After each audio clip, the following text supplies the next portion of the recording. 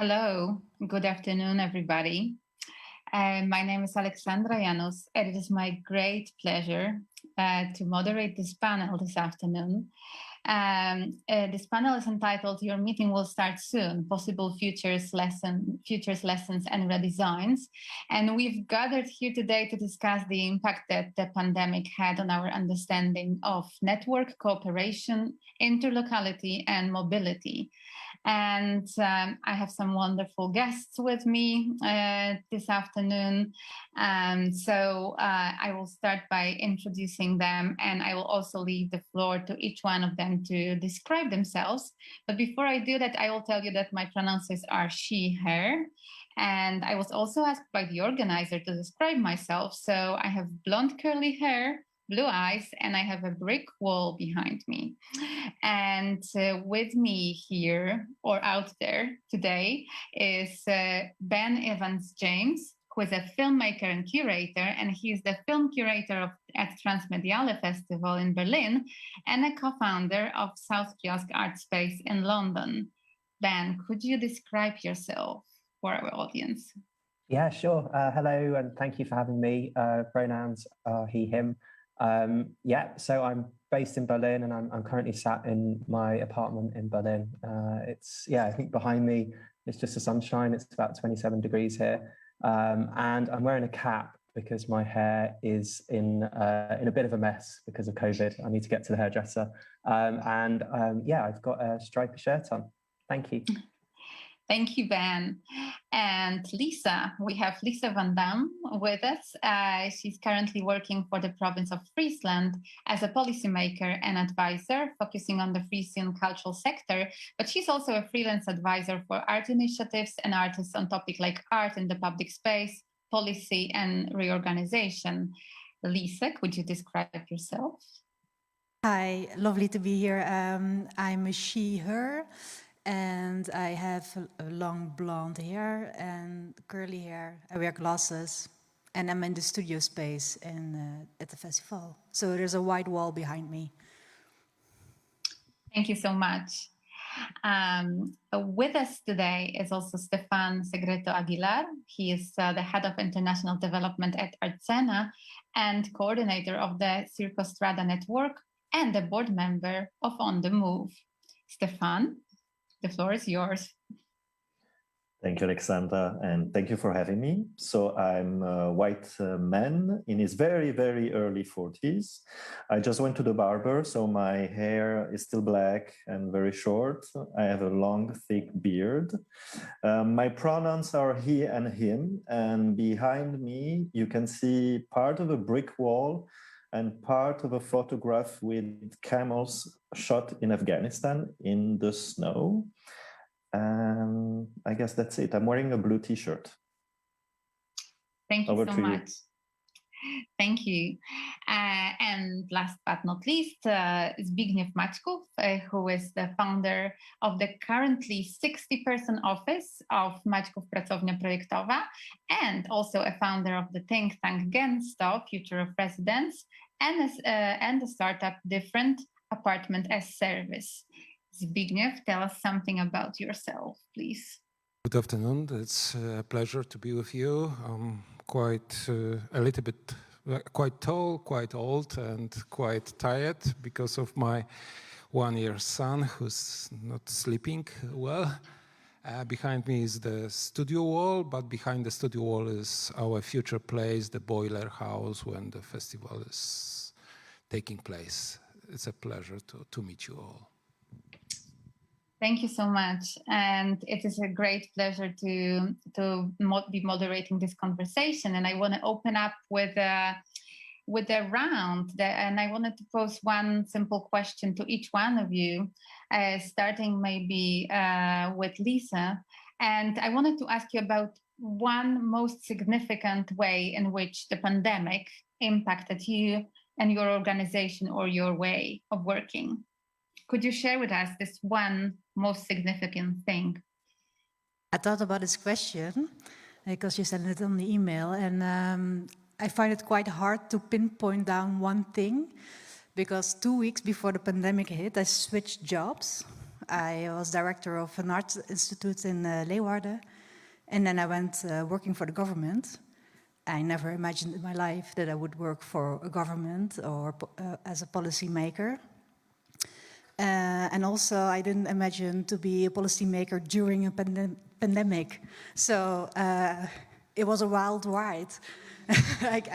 If I would pick out one thing, I would not know. We had a lot of difficulties on the job, a lot of problems. We had to help the cultural sector come up with new policies, come up to new ways to help organizations to stay alive. So it's been very interesting, to say the least. Yeah.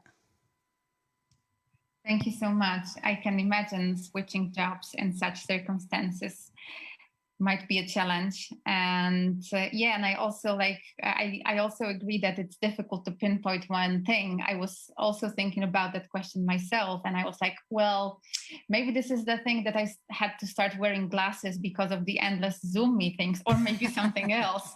I will share with you my one thing at the end, but now maybe I will switch over to Ben. Ben, what was it for you? Yeah, hi. So I suppose one thing in terms, like speaking from my role at Transmediale, so the festival in its kind of normal format lasts for around maybe kind of 10 days and comprises kind of a symposium, workshops, film screenings, at least one or two exhibitions.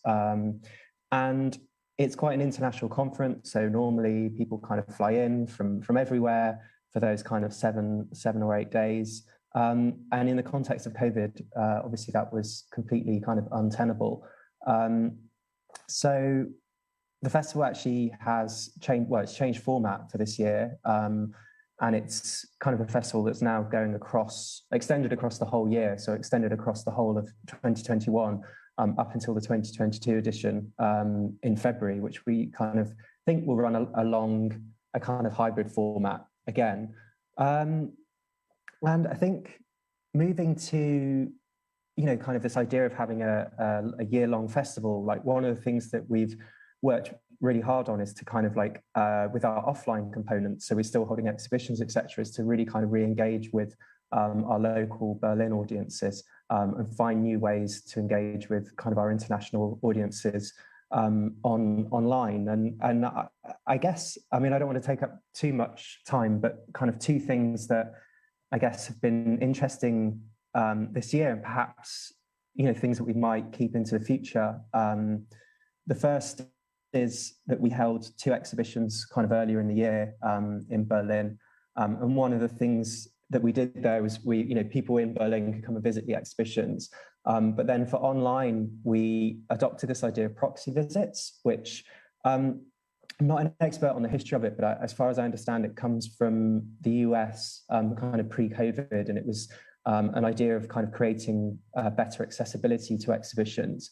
And the way it works is one of us, as one of the curators, will actually take people around the exhibition on our kind of tablets and kind of show people the exhibition, and almost kind of, I don't want to say act as their eyes, but people can tell us to stop, and they can sit on a work for a while or tell us to move on, and obviously we can kind of talk about the works along that, and that's been really successful for us and really interesting kind of format.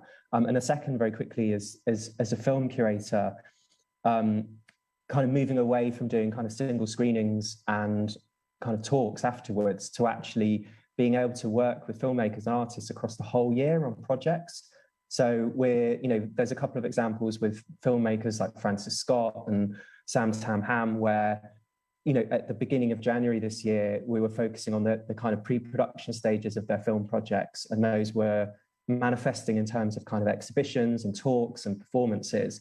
And then in the summer, they're manifesting as short films, and then next year actually they'll show as feature films. So the idea of being able to follow that research process and that production process across the whole year has been, has allowed us to create much more kind of meaningful kind of engagements, I suppose, with artists and filmmakers, which has been great. So I'll stop there.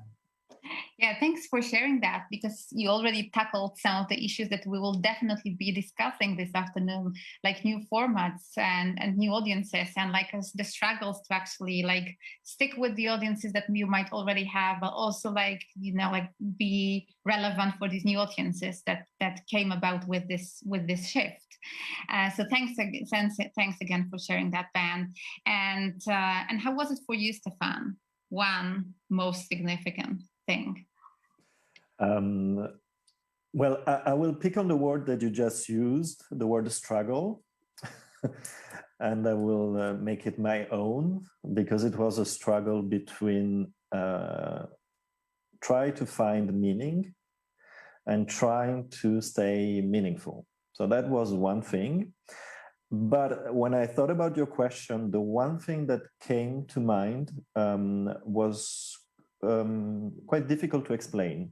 I coordinate a network, and I like to think about network as something like a living, breathing organism, constantly moving and evolving, and everything that is moving has inertia. So the one thing that I've learned this year is how much I need to be aware of the inertia of the network and the projects, which is slightly different than seeing the limits or doing your SWOT analysis. But is when you shuffle and reshuffle the cards, you need to be aware of what you launched and how much time it's going to take you to just, change the way it's moving. So I'd like to keep this metaphor and hope it's understandable enough. Yeah, and thanks a lot. And you also mentioned networks, and we will definitely be talking about partnerships and new opportunities for networks that the lockdowns actually discovered for us in a way. So we'll definitely come back to those issues. And thank you for the metaphor. And how about you, Zbigniew? What was the one most significant way in which the pandemic impacted your way of working? That revealed to be that completely opposite that we thought so far, that our job is divided into several stages, but the two main stages are this conceptual way, conceptual stage, conceptual part, and then the realization on site, the architecture. So it revealed that this realization on site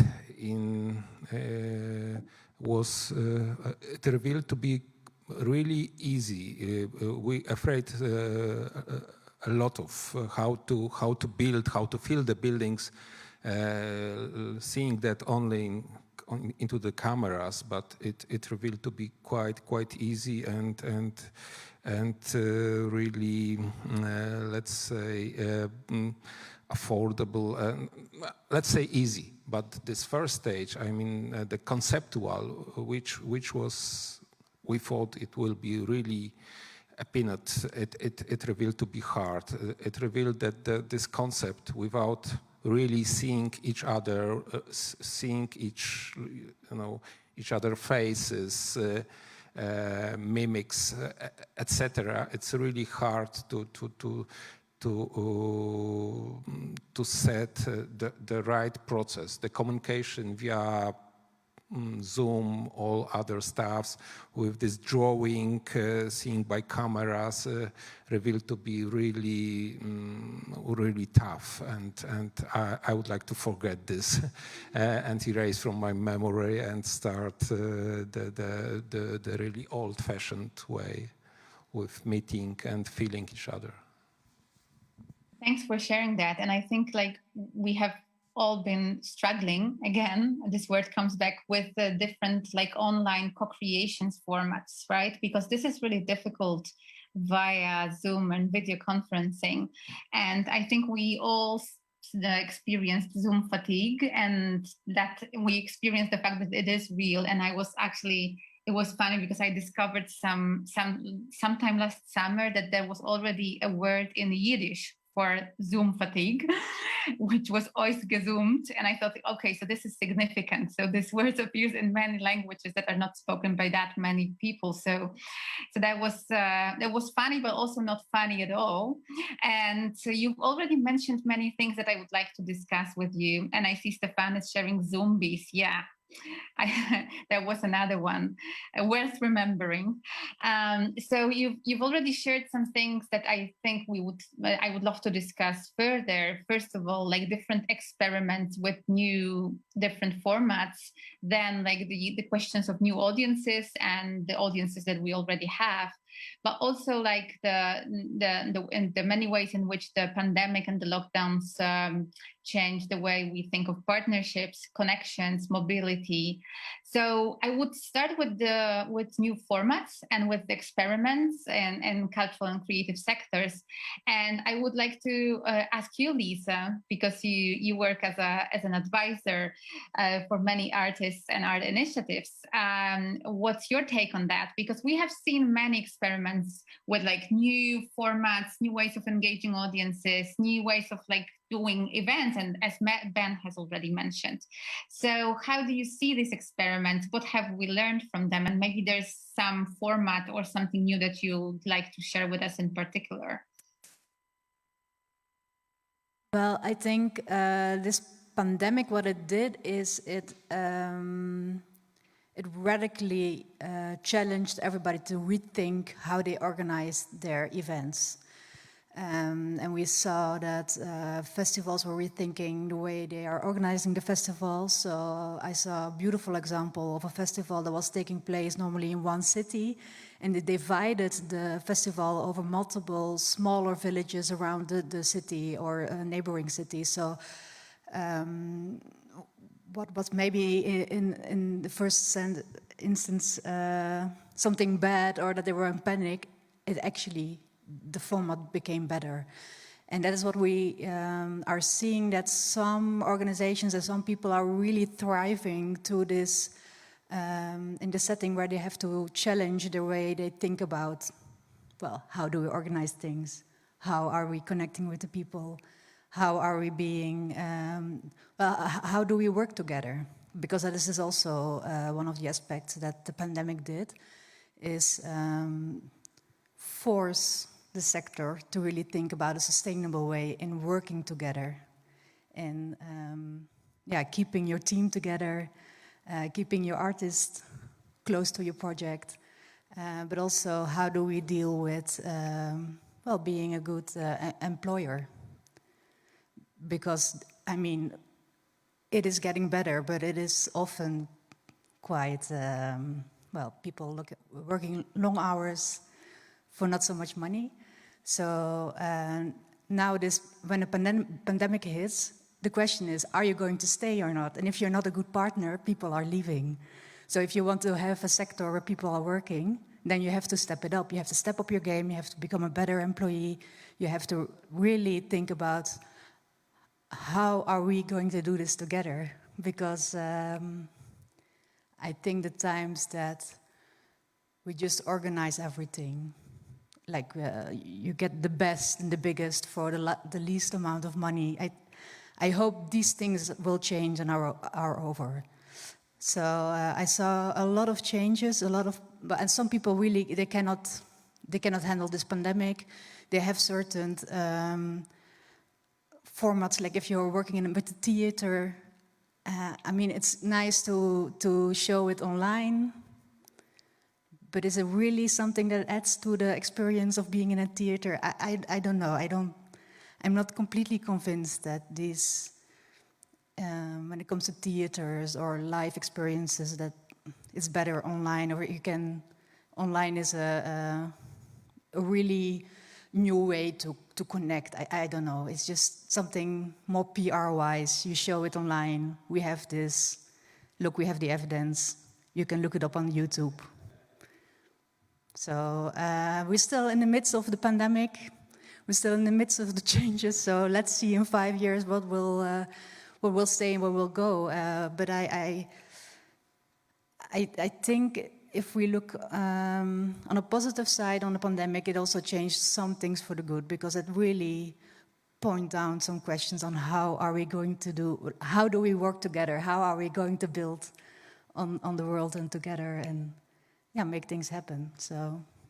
Yeah, definitely. Thank you. And you've mentioned sustainability and well-being, like well-being of your employees and your collaborators.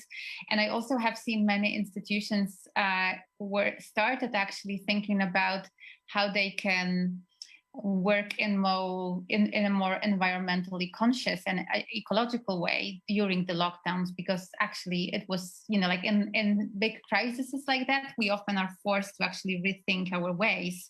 So I think I do hope, and I agree with you, I do hope this experience will teach us something that will stay with us for the future. But now I wanted to move to you, Stéphane, and ask you about the experiments and formats.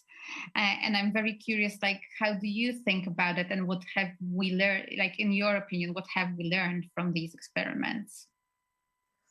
Yes, I want to extend on what Lieselot was saying, because we are in the middle of it still, even though we don't like to think it that way. And for me, to use another metaphor, it's like being on a plane while you're still building the plane. So, there's a lot of air coming in and out, so it's quite tricky. I'm going to be speaking again from the point of view of live arts, because that's what I know best and that's my job. So I've seen interesting attempts, I would say. I haven't seen anything really groundbreaking, but that's maybe my problem of looking at something groundbreaking. And by groundbreaking, I mean that pushes aesthetic boundaries. If I have to give you one concrete example of a piece, it's a Tall Tale company, a circus company in the Netherlands. They produced the show online. They delivered the show online, and it was an interactive performance, which actually found their economic model. So, which was interesting, because the question for me, if we need to learn something, is where does the money go? Because I want the money to go to the artists, and so we need to be careful on the production model that we invent while we produce new stuff. And I agree that the live experience is unique, and you cannot change that. And also one other thing that we need to take into consideration is that the market of live arts in Europe is extremely fragmented. So probably big players will find a way to have new experiments, and because you need skills and money to do this. But I'm afraid that maybe it will create new inequalities in the future. So super interesting. Let's not move with too much haste. and also, I could say this for any question that you ask me, but let's be kind to each other and to ourselves. Thank you. And I think you've raised a very important issue, because we entered the pandemic prepared or not that much prepared, depending on where we are and in which kind of institutions or organization we work for at. And also geographically, this is also diverse. So I think you're very right with raising the issue of how much money and resources some people had for experimenting and coming up with new ideas, and obviously and also given the infrastructure, some were better prepared than the others to start experimenting. And I saw that you, Ben, but also you were nodding, so I wanted to now move to you and also ask you about these new formats, but also moving towards the question about audiences as well. So you've already started talking about it. So how it was from your perspective, how these new formats were inspiring, and how these experiments were influencing your work, and also your relationship with the audiences.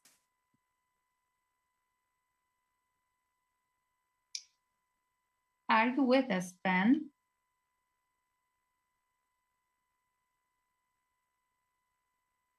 Yeah, I see you're back. Have you heard my question? That. I didn't. Berlin internet. Sorry about that. No worries. Have you heard the question, or would you like to know? Yeah, I didn't. I'm sorry. No worries. My question was like, because I saw you were like agreeing with what Stéphane was saying. So I wanted to ask you about these experiments, how that worked in your case, and also like moving towards the question about audiences, because you've already mentioned that in your introduction, how these like new formats, new experiments influenced your relationship with the audiences. Yeah, okay. So I guess there's quite a lot to kind of unpack there. And I suppose maybe starting from transmediale perspective might be a good place to start, and almost coming back to this, I'd actually never heard the expression Zombies before, which I love. And with the money thing, I guess, so one of the things, like thinking specifically about the film program in the festival, normally it comprises like a day of screenings and kind of performances and conversation. And I think one of the things that we were keen to kind of think about, and I'm not saying we've got it right at all, I think experiment is a good word, because it was a complete experiment, and I think some bits have worked and some bits probably haven't, or definitely haven't. But one of the things we decided to do was to kind of create installed works, basically, so expanded works that we commissioned from a series of filmmakers and artists that would exist in the Transmediale's kind of new studio space. And those installed works are, each one kind of traverses the kind of lines between film, conversation, and performance. So the last work that we had in was a work by Ria Storr, who's a filmmaker in London, Fanwell Antwi, who's a writer and curator based in Vancouver. And that work really did kind of like, in that work, they basically reinterpreted each other's sense of place in those two locations, while obviously not being able to visit each other. And that turned into an installed work, which was kind of, I guess, more COVID safe than doing film screenings in cinemas, which we could never do, because in an exhibition space, people could, we could time people in and out.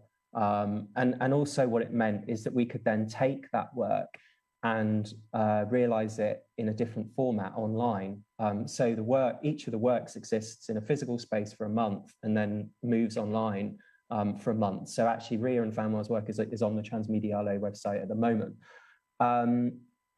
And yeah, that was really in this idea of like trying to move away from doing, not that there's anything wrong with it, but that, idea of screening films and having conversations. As you say, I think that there was a kind of a level of fatigue there. So that was one model which we experimented with, and it's been really interesting in terms of creating kind of longer term relationships with filmmakers too. But interestingly, coming to Stéphane's point about money, like the festival, this is the first year I've worked on the festival, and the festival has guidelines and finances in place for things like screening fees, for example. We're very open and transparent about what those fees are.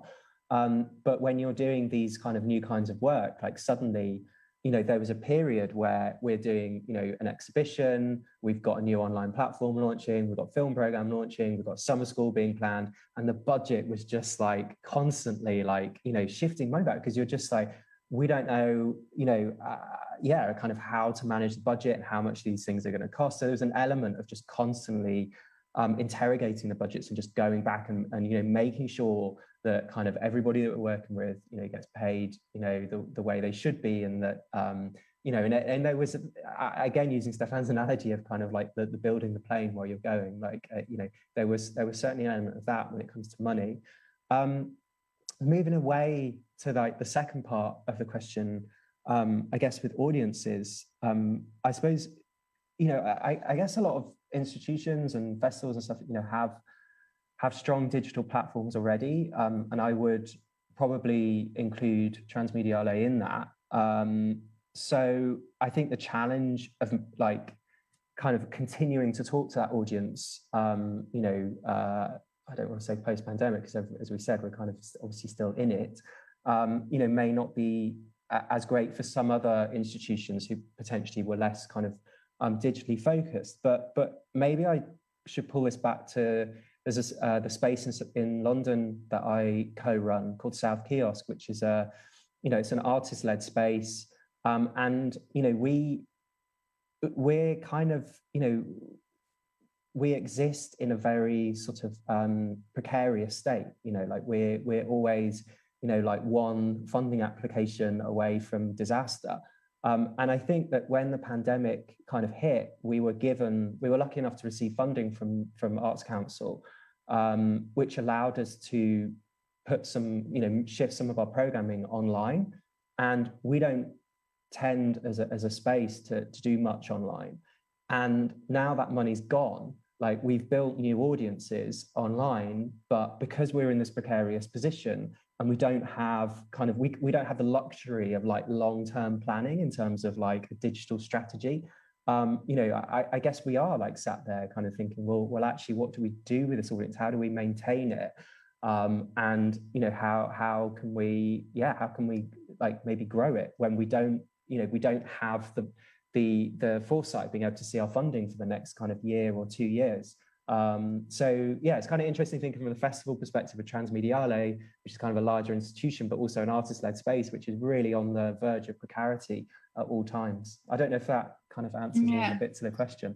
Yeah. Thanks for sharing that. And also like it reminded me of also like one other, let's say, challenge when institutions have built these new audiences, because many institutions took a crash course in digital transformation or digital transition, or however you call it, and they started building these new audiences. But obviously there were some audience group that were left behind because of the digital divide, the digital exclusion, and like these might be different groups, but like the excitement about new groups sometimes also is it's related to the fact that some audiences might be left behind. Not in your case because you've started building this new audience, but like for many institutions, I know because I've been talking to like many cultural institutions from Europe, that this excitement is also like somehow related to the fact that these are new groups, and there are some old groups who are not the very same types of audiences.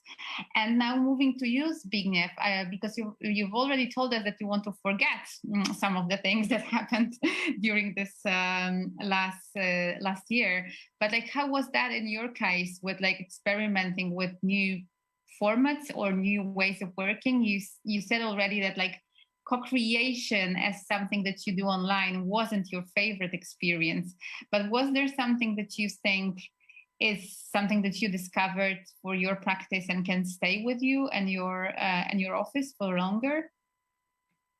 Really, I think I'm representing probably one of the most conservative disciplines of art or disciplines around the art, the architecture. So to be honest, I really didn't notice nothing spectacularly moving us into the next level. But if I would say something really promising, the all events organizing one to all, I mean one to the audience, were most successful because we all stop feeling guilty journeying, guilty participating in terms of sustainability, in terms of producing, more pollution and all this stuff. So I've got the time to watch the let's say lectures or some talks. Probably during that year I watched them the 3 times or 4 times more than usually, not using the car or train to moving around Poland or abroad. So in that understanding the future of edutech and all those things connected with that, I mean, when one person is presenting his point of view or his faults is looking optimistic, and I think it will greatly develop. Of course, it's a matter of devices and network and all those stuff. The rest, I'm rather pessimistic, because all those, I would say, let me say like that, the all institutions I know really stop their activities, like museums or any other organizers. And when they tried at the end, after a few months, to, let's say, simply transform the former activities into the new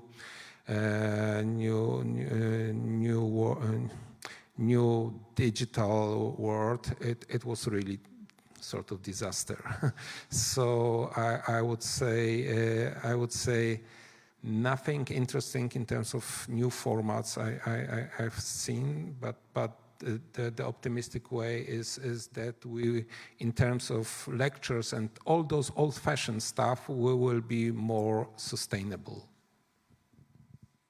Yeah, thanks a lot for sharing that. And I also think that brings us to another question, the question of like connectivity and mobility, because this experience of like us being able to listen to and or participate in events that are happening somewhere far away, this is something that probably was for many of us a new and exciting experience, but on one hand, but on the other hand, I also felt, and maybe you also shared that feeling, that there was a point where I thought that this wave of digital culture is so like enormous that I can't even like decide what I would like to watch tonight. And I'm already super tired after the whole day of like being on video conferences. So I felt that like there is more things online that I am able to consume. And this is one thing. And I think this is a challenge. And very quickly, I think we audiences and also like we personally became very picky, and also quality started to be an issue, because like for many smaller players, delivering the quality that some big platforms or streaming platforms can deliver was impossible. So I think this is also like there are some challenges. But I wonder, how do you feel, Stéphane, about the connectivity and mobility and the possibility of that? Because you've started telling us a little bit about how you think of networks, and I wonder, how do you feel like what this experience, like, are we really like thinking or like experiencing new types of connectivity? Have you experienced that in your network? Do you think like we gonna learn from people from far away now, and this is how our bright future will look like? If I add Nico, I agree with what you were saying, first of all. I agree with the fact that there has been a large amount of new connections and new conversation, might I say. And when I say that, I would like to stress the fact of the people around the table of the conversation. That has been new. We have had conversation between artists, producers, institutions, and funders. Supposedly everybody at the same level, because Zoom tends to flatten this kind of hierarchy, and also flattens also opinions, because everybody seems to be consensual around Zoom. Anyway, not my case, don't worry. My question, however, is about engagement. To use another metaphor for networks, because I like to think with images, it's the only way my brain works somehow. Networks and engagement is like a banquet. So you have people coming with a bottle of wine or a bottle of sparkling water. You have people helping you going to the market and doing groceries. You have people showing up, not announced. You have people helping you or not. And this is the degree of engagement that you get. And you have to play with this. So my question with this new type of connection is, yes, it's supposedly more inclusive and open, although there is a digital divide that we are all aware of. But what kind of engagement does it produce? What kind of impact does it produce? And also, what about newcomers? What about those who don't have the connections from before? So it's tough for those who were not there before the pandemic, okay? And the one thing that is I'm obsessed with right now is, yes, there's been a lot. Engagement is slowly decreasing because I can see that the numbers of people attending online session is lower, but in-person meetings are coming again. So by the autumn, by winter, we will have in-person meeting, digital meeting. And so how we will choose, how can we deal with so much knowledge and information? I mean, our brain cannot deal with this. And how can we navigate all of this? So it's going to be another, how can I say, another stage of the pandemic. Thank you. And now I want to move to you, Lisa, and ask you about that, because as you work as a policy officer, policymaker, and advisor, how do you see that potential of this new connectivity or mobility or like interconnectedness? How do you think this is something that will change how the cultural and creative sectors work? Do you think like this new collaboration can spread around with these new devices, or like this only strengthens the connections that we already somehow have? I think this pandemic showed one thing, is that we need connection. And we want connection more than on the screen, because I mean, this is for me new, this hybrid way of doing talks. And yeah, and in one way it's interesting because now we can participate with multiple people from different countries in this conversation. But on the other hand, we're waiting turn by turn, like on our turn to say something, and then the next person is going to say something, and where is the discussion? And I also see that when it is when it comes to art and experiencing art, being together, seeing each other, looking at you in your eyes, seeing how you're sitting here, I can really see you're tired. I mean, this is important, and we can try to zoom our way out of it. And I think it's a nice thing for introvert. If you're an introvert, this is perfect, because now you have a way where you can have your moment and speak. But I think the one thing this pandemic showed is that we need to be together, that we want to have physical contact, we want to be in the room together, and then the interesting conversation happens. And also, if it comes to a new public, I mean, I don't want to be like this boor, like, but what new audience? Because it's online bubble. You're in your online bubble, you get the things that are in your bubble. So show me new things. I don't know, then I have to look up where do I have to look to find new things? I only find things that are already in my interest bubble and are presented to me.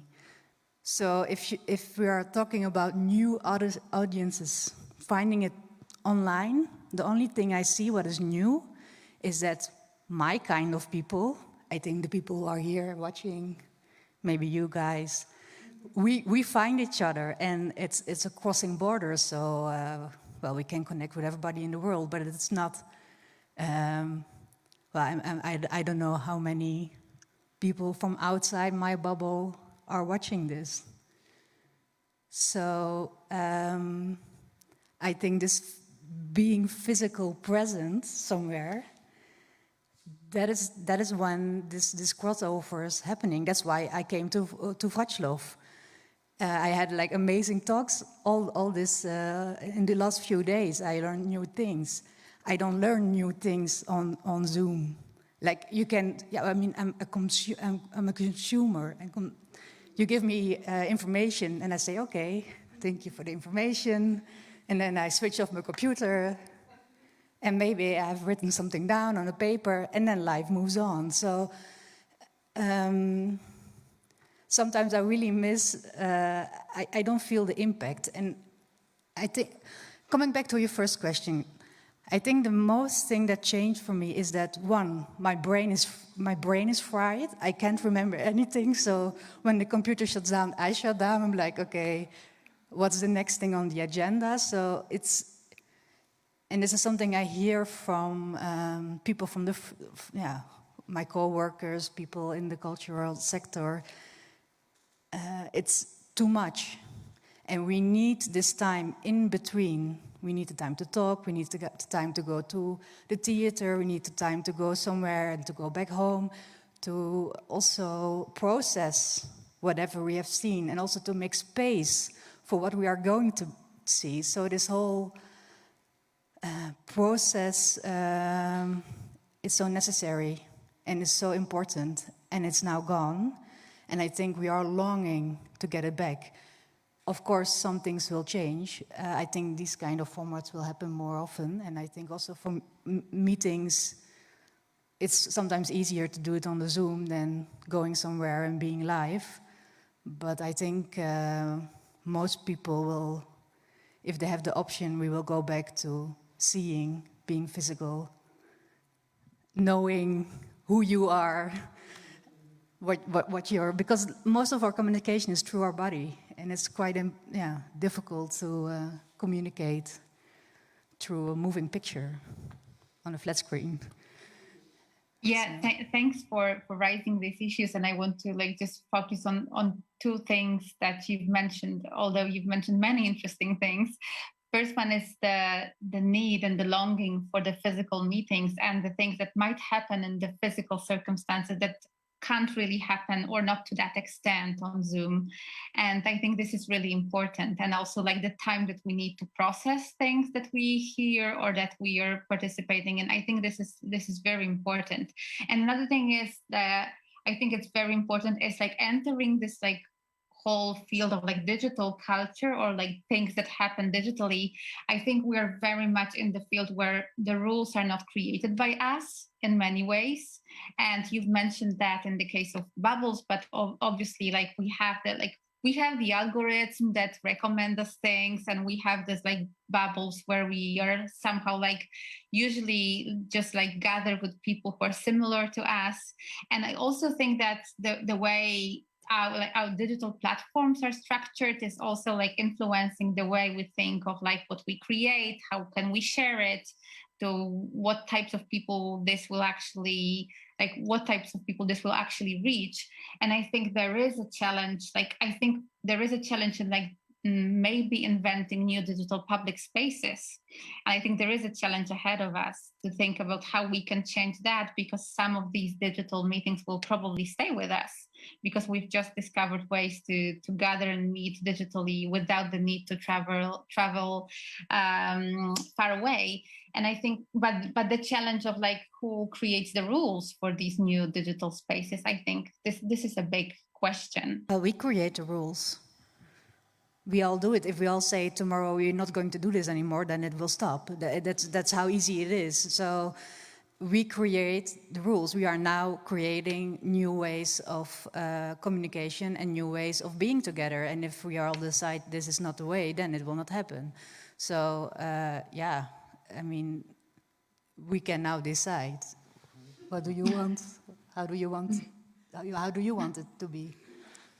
I fully agree with you, because I think that the time we just hopefully passed, it is similar to the internet era, when we get to the ocean of knowledge which we could compare in terms of quality, because in former times, I got enough time to spend 1 hour or a week or 2 hours to listen somebody interesting. So I was choosing because of the name, because of the fame, because of the hierarchy.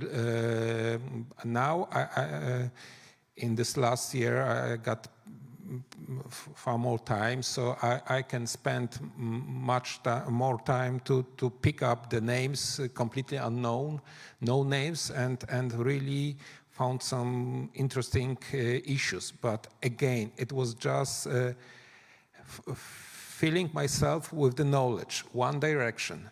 but I fully believe that the future is on the crossing points in all disciplines.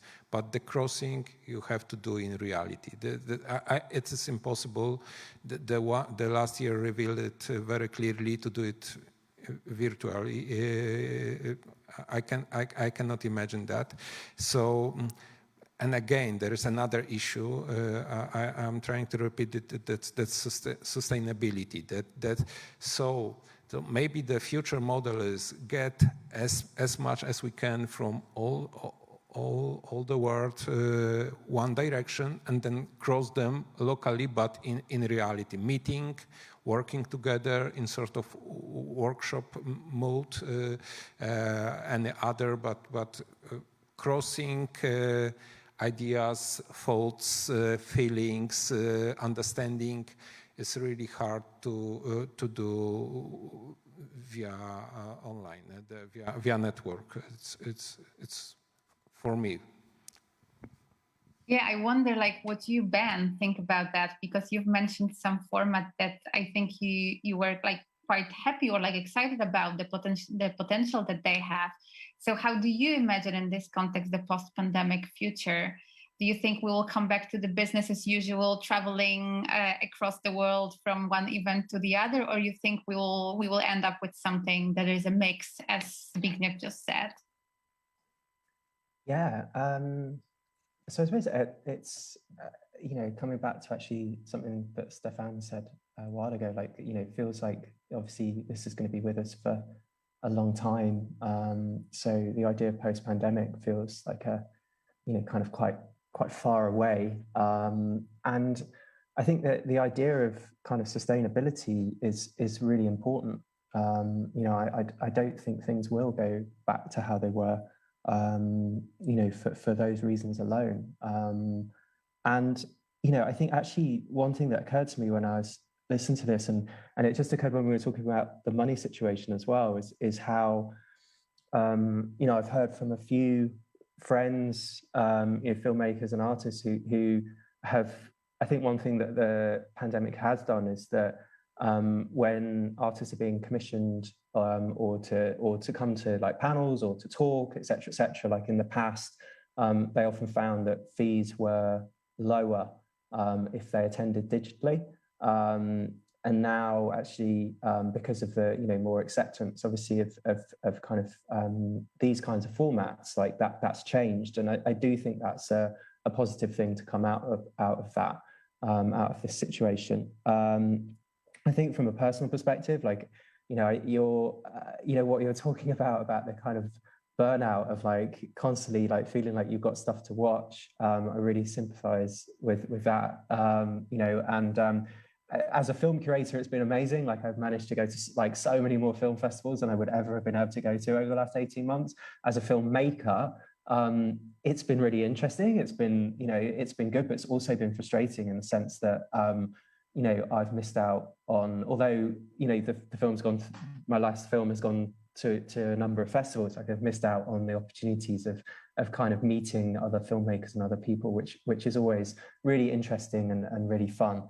So kind of like seeing those from both those situations. But I suppose, I guess one thing that we, coming back to what Lisa said is like, one question we maybe need to ask is, how do people want to engage? And in some ways, like I guess one thing that was coming to me while I was listening to people talk is almost the idea of like audience engagement and kind of measurement in that as well. And this idea, like thinking again about, maybe I shouldn't say this, but my own, like the Space South kiosk in London, which, I said before, is like an artist-led space and primarily, gets its funding from public bodies like Arts Council. Because we're publicly funded, we kind of need everything to be a success. And we can really be critical of the things that we've done and turn around. I can't turn around to Arts Council England and say, like, actually, do you know what? We did this experiment online, but it was a total failure. Because, that the structures aren't there for that to happen. It would mean that the next funding application we put in, someone's going to look at that and go, so I guess it's yeah, I guess we kind of like at the part of what thinking is like, how do people want to engage and how do we measure that?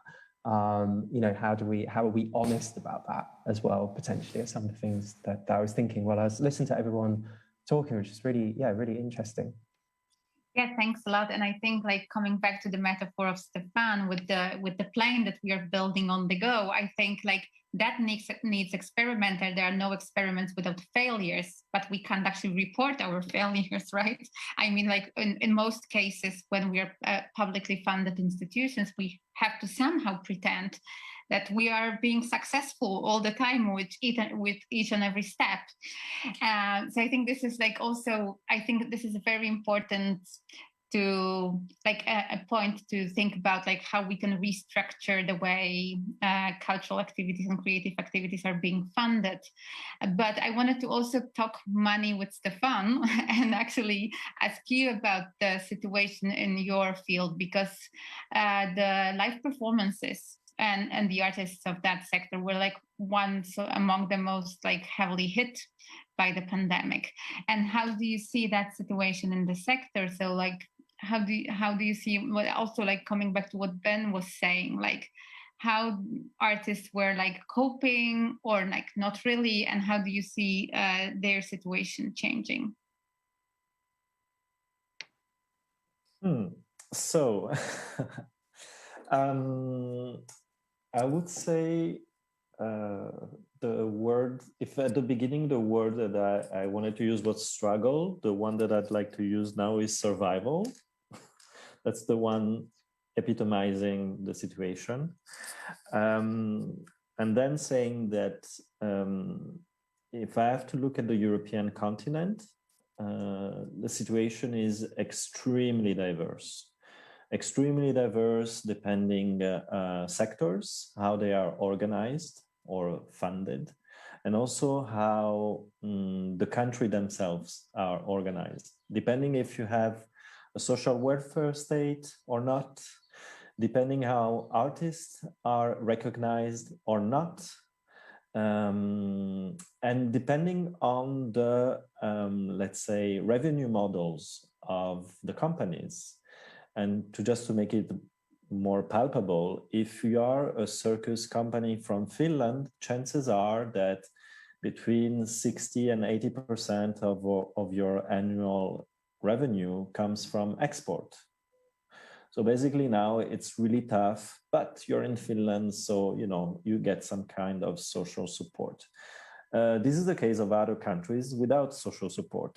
If you take the case of France, you have intermittence, which our French exception, so they can get some kind of support, and the market, the national market, is I don't want to say that it's sustainable, because it is not, but there are enough festivals or opportunities to perform, and there are enough artists as well just to provide a circulation nationally, which is not the case of every country. So the situation across Europe is dramatically different. And the problem is that artistic companies of many sectors are made of artists who live in different countries also. We have studied in different countries, so you can have one in Belgium, one in France, and one in Switzerland. So the circulation in the past months has been very difficult to actually meet, rehearse, because the venues were closed, and actually to perform. And there is another thing, that the model today is, the heritage of the 80s with, as many festivals as you can have, and you have to produce as much as you can. So you have to produce a new thing every year. And now, how does it work? Because I wasn't able to show my piece. So now there is sort of a traffic jam of performances. And again, if I am very well known and established, I have cash flow on my bank, I can talk directly with the artistic producers and presenters. So again, there are other inequalities at stake. So, and very few, and I'm talking for circus as street arts, maybe the dance people are more, solidaire in this, but very few have played, those who have power, actually, because that's where the question is, those who have power, very few have played the game of saying, okay, I used to do a festival at this time of year, maybe I'm going to change and do an extended festival, which I'm still calling a festival, but it's not, which is going to run for 3 months. So I can give more opportunities. But it's how, the question is for me, how do you share power? How do you share responsibility? And how do you care for the people that are around you, your artistic community and your audience, the citizens around you? Thank you. And I'm looking at you, Lisa, because first of all, I love the fact that you said we can invent our own rules, let's do it.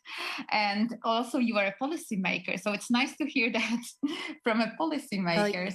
Yeah, I think people underestimate how much influence you can have. But you have to be, you have to be trained in doing a good lobby. It takes time, it takes effort, it takes years, but there are always possibilities to pressure, to put your ideas out there and to communicate them with the people who are making the policies, because we are also just sitting behind the desk trying to do our best and trying to come up with solutions for, in my case, the cultural sector. So we are really looking for input, and we need the input, and the input has to be more than just give us money. That's not the input we're looking for, but we are looking for numbers, statistics, like a good story, a good narrative on why do we have to choose for something, because we have to defend those ideas within our department, because there's a lot of people working there, and we are dealing with lawyers, we are dealing with finance control and all these other departments, and they also have to they also give their opinion about something we come up with. So we have to have strong narratives to bringing new ideas. And well, luckily, I'm very happy with the province of Friesland, because we just had a major shift in how we hand out the money. We did, some parties who were always on the pay list, they got a bit less, and new players came in and got a bit more. So that's a complete shift in the cultural field of Friesland. So that was very interesting for me to step in on this moment. And also because you could apply for money on the 1st of April. It was 1 month into the pandemic.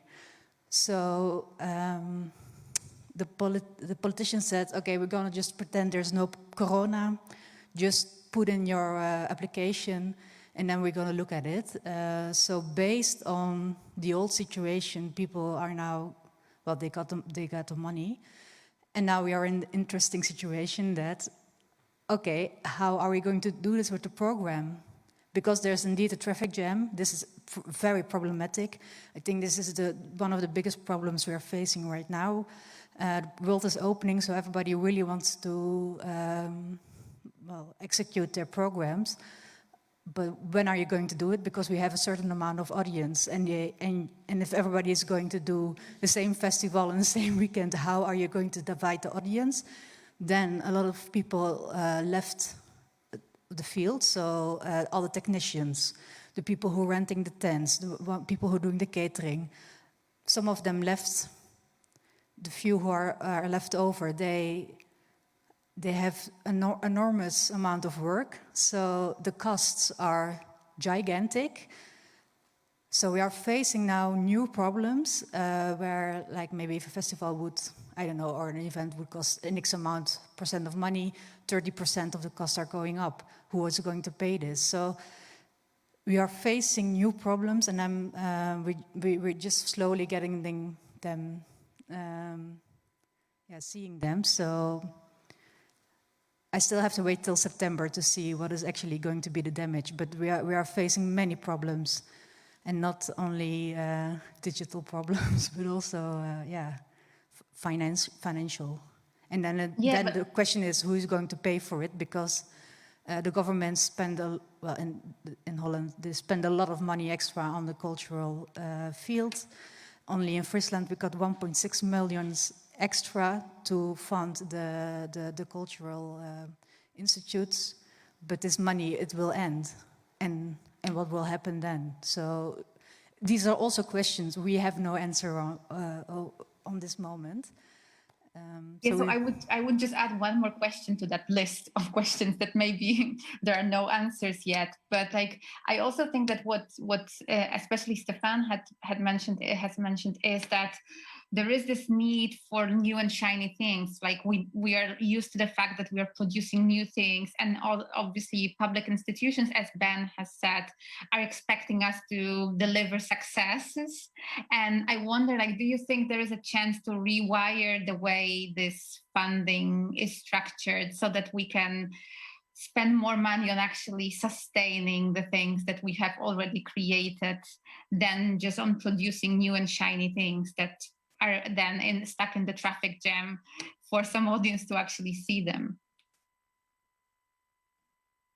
I'm not sure if you if you have an answer for that. But do you think, is it possible to restructure the public funding in a way that's more like friendly to sustaining institutions and projects than just funding new things?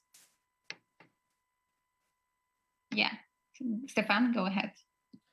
Maybe because I'm feeling optimistic today, but I would say yes to your question.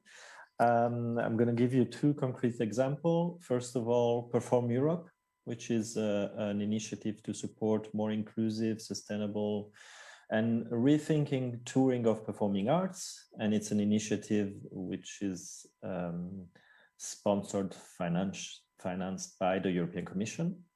So that's one. And the second one, the new calls again from the European Commission for European cultural cooperation projects and networks and so on, they do stress the importance of these values. Then it's up to us, I think, to find the right narrative, as you were saying, Lieselot, the right storytelling. But it's a shift in the brain of how you think about your project. And actually, my aim this summer, I have to write the new project for Circostrada. So my aim is concretely it's really less is more. And it's how can I write that without letting them think that I'm doing less. I'm actually doing more, but actually I'm doing less. But I'm doing more. So that's my aim this summer. And also because, I'm not alone. I'm working with a team. My team is exhausted and I am exhausted.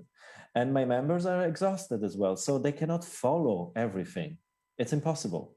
So I have to rethink how to create momentum. And again, how to create meaning, because that's the one thing I have to cling to. It's meaning and, impact. And again, it's the question of how you measure all of this, because that's what the funders want to know. And we have to put our own, I'm going to use it, key performance indicator. So our own KPI, we have to define them by ourselves. And nobody's going to say anything. If I decide that my KPI is this one, well, that's this one. And you will have to deal with it. So yeah, I'm positive. It's amazing to hear, Stéphane. And I wanted now to turn to Zbigniew, and your field is a bit different. It's not that much dependent on the granting programs and funding programs, at least as far as I know. So how do you see that? Like, do you think there is some restructuring that we need so that your field can thrive? Or is there something that this experience has taught us that you think should stay with us and can be a thing that can restructure the way the sector is organized? really, I'm not feeling as an expert from this field. But what I can say, we are, first of all, our reality in Poland is slightly different than in Europe still. And what I can say, seeing from the other side of wall, is that really there is no connection between money, amount of money, and at the end the quality and the meaning. What Stéphane said.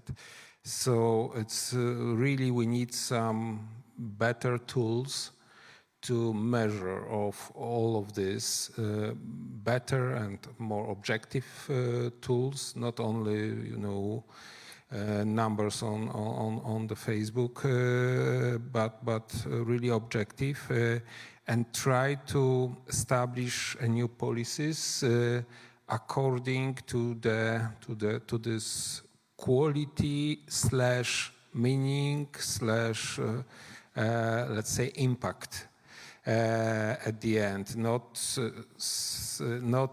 throwing the money like because there is a deadline and I have to spend a certain amount, so I'm spending.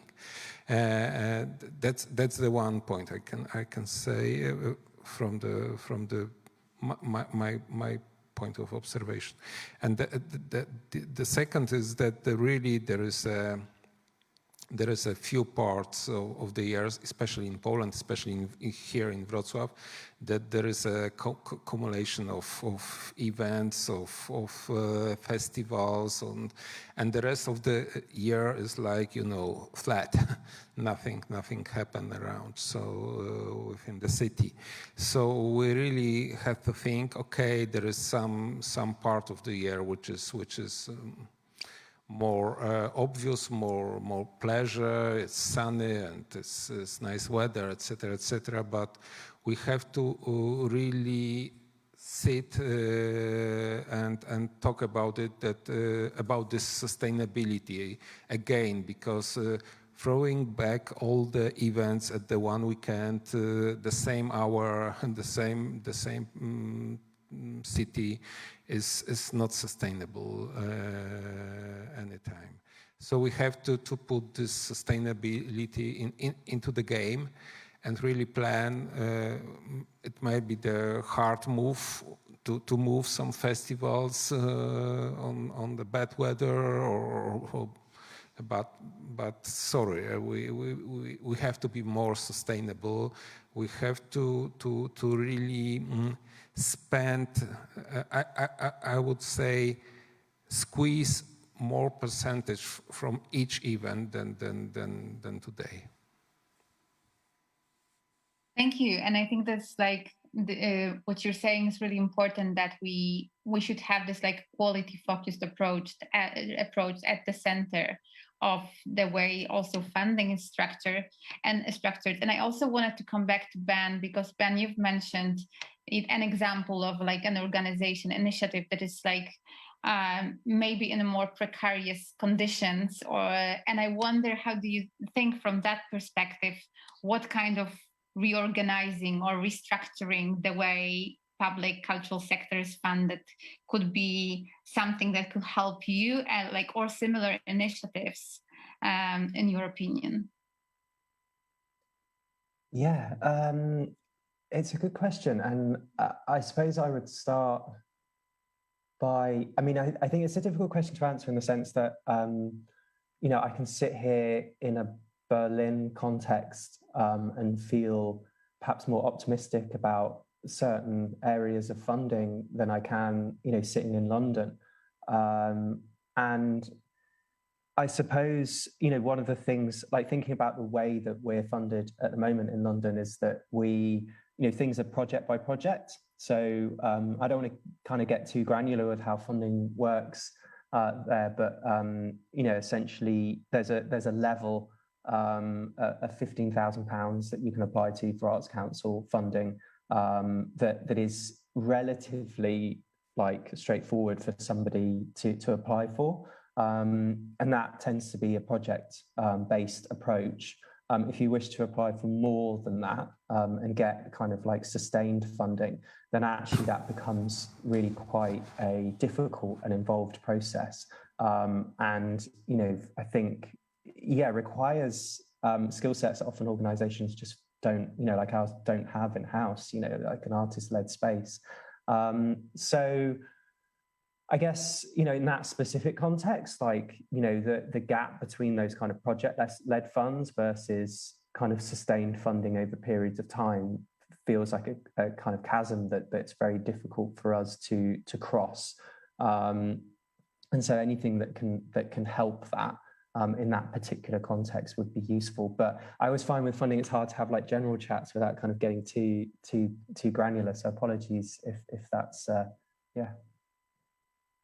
Yeah, thank you. And I wanted to just remind our audience that they can ask questions. So if there are any questions, this is a moment to ask the questions, because I will be asking this like my own very last question to the panelists.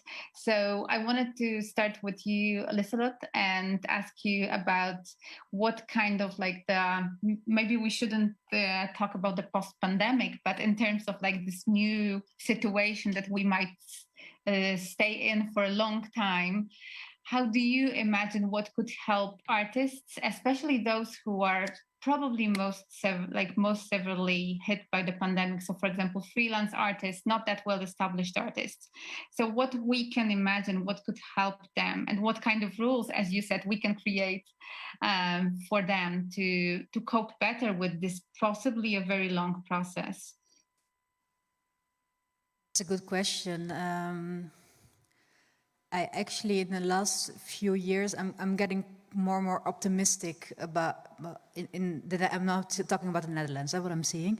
I'm getting a bit more optimistic because I see there's more opportunities to get funding, for example, to educate yourself. So you become stronger in, well, whatever you need. So these are things that are changing. We just released a new policy where you can apply for money just to do experiments, and you have to tell how the experiment can fail. If it cannot fail, you cannot apply for the money. So these are things that are changing, and I think it's small changes, but I think it's good changes. So maybe that helps, but it is a tough question that you're asking, because in the end, it is about money, and not about like we have to have an enormous amount of money, but more about, can you give somebody the time to develop? Can you give somebody the time to become a professional? Can you give somebody the time to be 15 years into the field and to become like on a higher level? Because you have the first 5 years.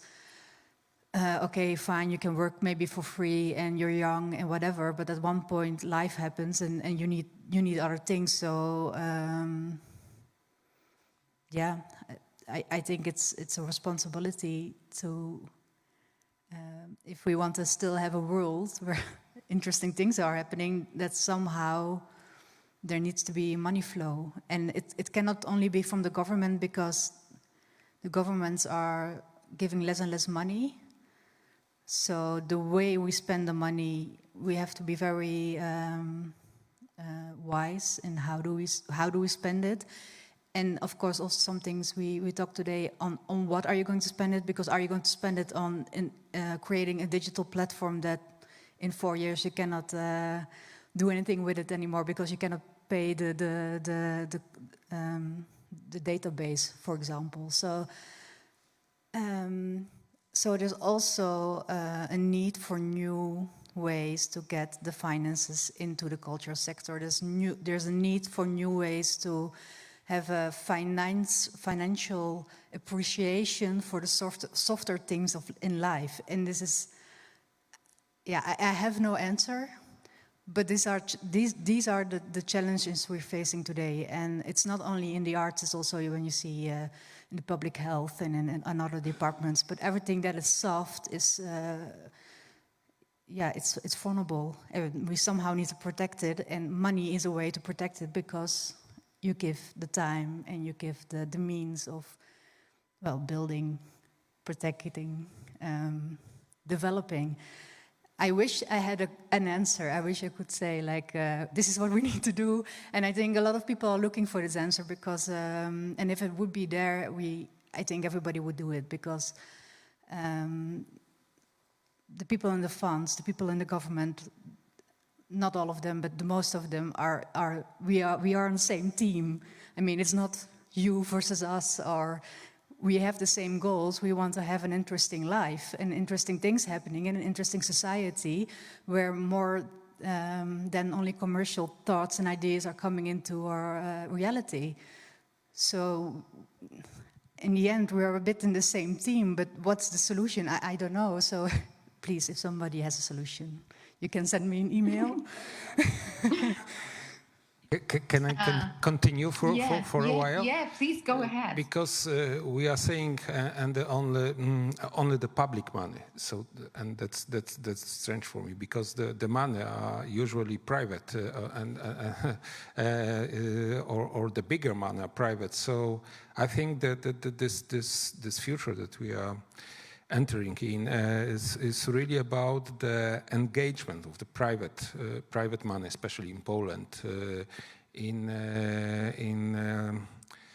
not the way that they doing at the moment. They just feel guilty and give some 2% for something as a decorative of the guilty, let's say, a business, but to find a way for a real engagement, the artists, into the field of solving the real problems, because the problems are being so complicated that they need to be solved by the wiser, clever people, and the artists are, let's say, they are prepared for that. So we could find a way to engage them, but in reality, in the real way, to get the real advantage, the real revenue for private business developers, anything. They could feel that the money they spend are for something, they're solving their problem. And we really have to think, not use only the public, because the public is needed probably more likely for health, solving the health problem or something. Really there is a huge field which is not seen the private. Thank you, Zbigniew. Stéphane, Ben, do you have any closing remarks? Because we haven't received any questions yet. Maybe actually there are questions. Oh, hi, it's okay. Małgorzata. That's great. I have several, so if there are no others, I'll just go ahead. That's okay. I wanted to ask you, Zbigniew, because you talked about of course, there are a lot of problems and challenges. But I wanted to ask you, what change did you notice in the field of architecture in terms of what people want or what people seek, or did anything change throughout? Did the pandemic affect architecture or the way, you design, not the way you work, but what needs to be designed? Yeah, the pandemic changed the way we see our space in terms of the closer space, like dwellings, that we've noticed that we have no outer space, no balconies at all, which is crazy. In the regulations we've got special demand for the parking ratio, but we have no balcony ratio. So in the pandemic, we noticed that we have place for car, and we even forget when our car is parked, but we noticed that we have no balcony, or we have the balcony meter by meter. So we noticed that our flats, our dwellings are completely, we forget that there is a place for living. We bought it as an investment tool. So that one issue, but that's quite easy to improve. But the real issue, but that's the question: if we will, let's say, will do it, will use this opportunity. The pandemic showed that the cities are really bad structured, that we completely abandoned the livable streets with shops, especially in Poland, because the situation is different here, with shops, with restaurants. We moved all our activities or our efforts to the enclosed spaces, which are called galleries. Sorry for that. I mean the shopping malls in Poland, galleries. Nobody knows why. So the pandemic shows that all those stuff in shopping malls were closed and shops and were open. But there are, we completely forget that the streets are for shops, for restaurants, for meeting people, for spend your time within the city. So there is a huge opportunity to bring the life into the streets, in the vivid streets. But again, I'm a little bit again, in opposite to Stéphane, I'm a little bit pessimistic today. Maybe I slept not too long, and I think the pandemic was too short, and we will forget all those lessons and will not do our homework about the cities. So. Thank you.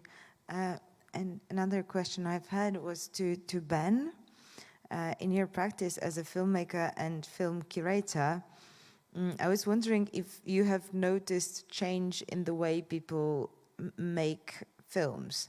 Because curating this exhibition for this review, I've noticed some shifts in the way artists work. Even in the video works, they became scaled down. They relied on small gestures. They became much more intimate, and I felt that many of the works that we have in the show became like toned down and focusing on little things. And I wanted to ask you, what sort of changes have you noticed in yours and others' practice?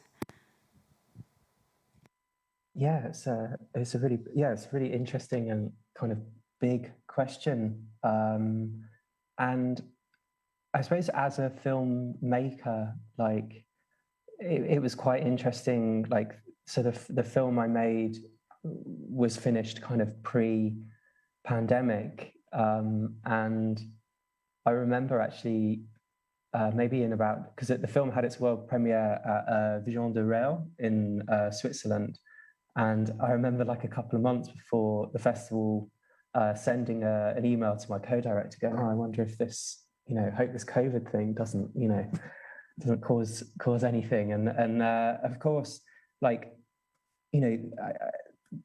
Vision de Rail and other festivals did an incredible job, like kind of, moving festivals online and actually showed their really early support of kind of filmmakers and artists at that point by not kind of cancelling the festivals. So it was interesting at that kind of juncture, I think, to have a festival, to have a film that was finished just pre-COVID, and then for it to be screened, in this way. And actually, I don't think the film has been screened in a physical format yet. It's gone to a number of festivals around the world, and they've all been online. And you kind of have this. I remember speaking to a film programmer at another large festival, and she was talking about like how people were tagging pictures of like watching films on their mobile phones and stuff like that. And she was like, like all these films that people have, spent like days locked in rooms doing like sound work and color work. And like, obviously people are watching them on phones. But I think that, so I think from that display model, it's been interesting to kind of, as a filmmaker, to, as I say, to seek to make a film in one world and then kind of present it almost in a different world.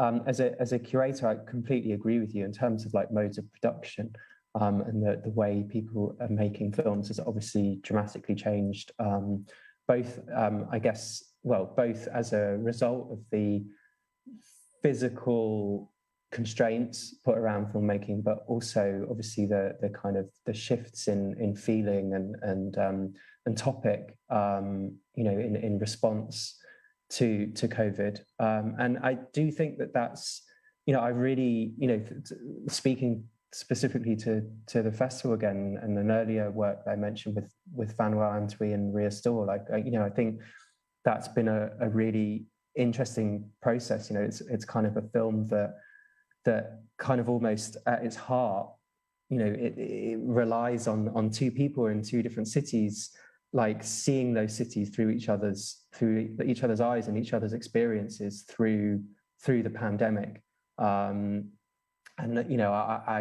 That's been a really interesting and rewarding project to kind of work on over the year. So yeah, I mean, it's a hard question to answer, but I certainly agree with the sentiments and the things that you raise in the question. Thank you. And sorry, just one more. Thinking about what you, Zbigniew, said about the pandemic being too short. And this is something I was thinking about. Of course, it was dreadful, and we all wanted it to finish. But I feel we're already falling into the old patterns of, at least I find it in myself, I have to go to see this show, I have to go to see that. It's not like I have learned to slow down. It's just I want to see it all now, as soon as I can. So I don't think I've learned so much. But I wanted to ask you, Stefano, from the perspective of performing arts, if you think it's going to affect your audiences, and how does this long break will affect actually, the not only audiences in terms of numbers, but in manners of viewing? Because we talked to some cinemas around Wrocław, and they all complain. Like, people did not come back to the cinema. The viewing numbers are way down. Some of them might be closing. So, it's a big thing. And I wanted to ask if you think there are similar risks or quite the opposite, hungry crowds just, jumping at every possible occasion. It's tricky to answer because the opening is really recent.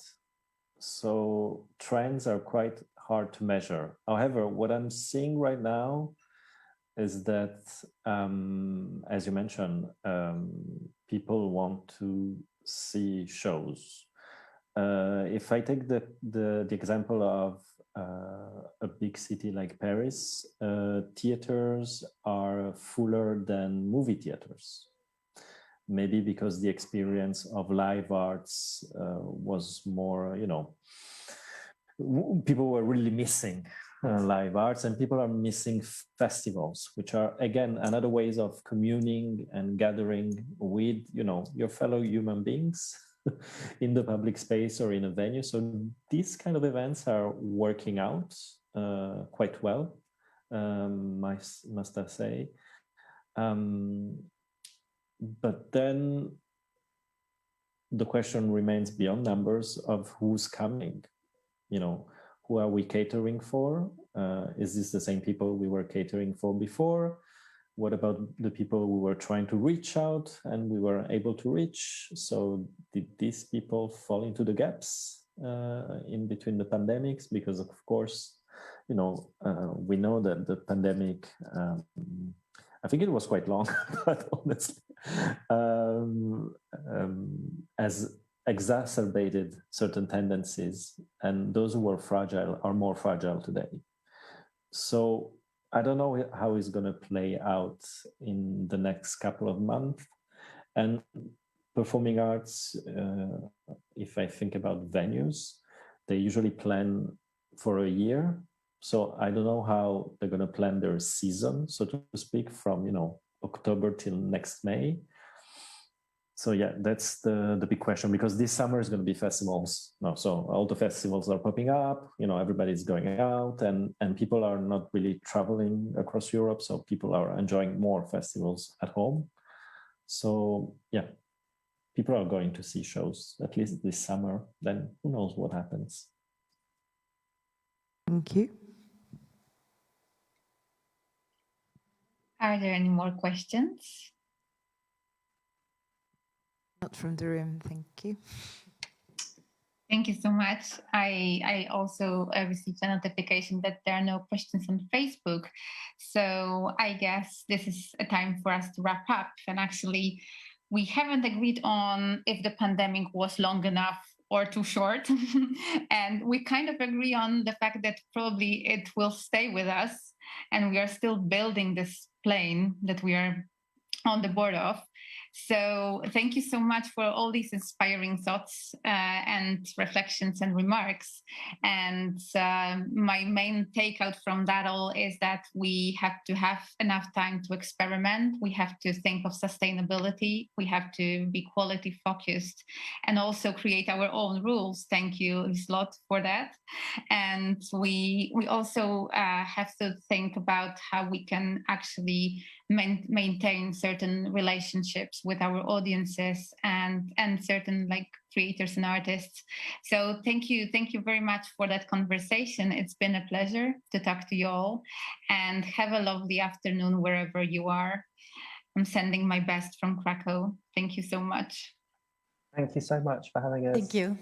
Thank you. Thank you. Bye. Bye. Yeah, and a big thank you to the organizers, and have a lovely evening in Wrocław. Bye-bye.